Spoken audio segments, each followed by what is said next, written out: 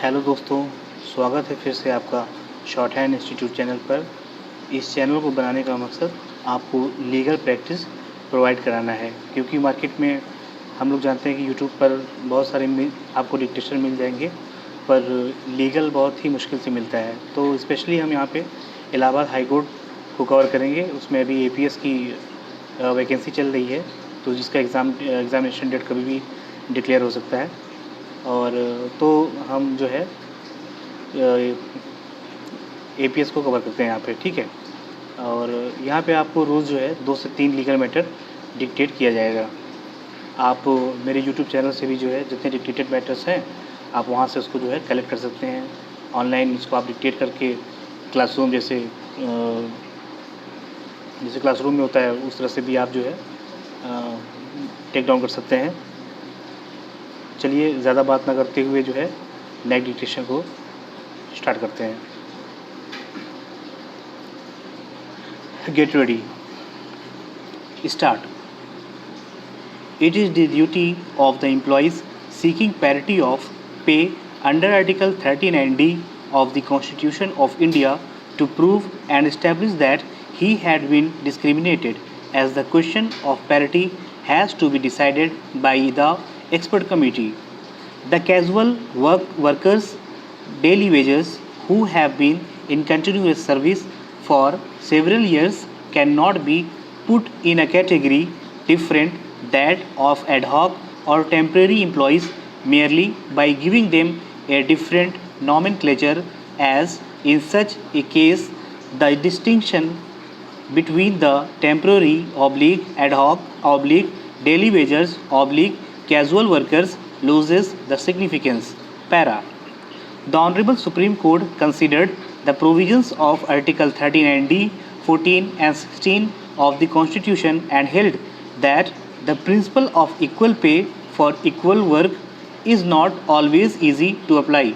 There are inherent difficulties in comparing and evaluating the work done by different persons in different organizations. There may be differences in educational or technical qualifications which may have a bearing on the skills which the holders bring to their job, although the designation of the job may be the same. There may also be other considerations which have relevance to efficiency in service, which may justify differences in pay scales on the basis of criteria such as experience and seniority, or a need to prevent stagnation in the cadre so that the good performance can be elicited from persons who have reached the top of the pay scale.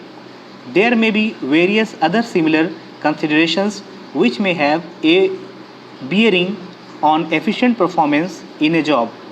The evaluation of such jobs for the purpose of pay scale must be left to expert bodies, and unless there are any malafide, its evaluation should be accepted. Para. The Honorable Supreme Court held that the doctrine of equal pay for equal work, as enshrined under Article 39D of the Constitution, read with Article 14 thereof, cannot be applied in vacuum. The constitutional scheme postulates equal pay for equal work for those who are equally placed in all respects.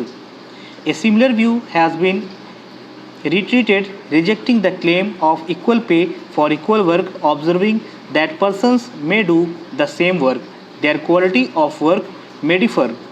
Where persons are selected by a selection committee on the basis of merit with due regard to seniority, a higher pay scale granted to such persons who are evaluated by a competent authority cannot be challenged. A classification based on different educational qualifications may also justify different pay scale. Para. In view of the above, the law can be summarized that daily wagers do not hold the post.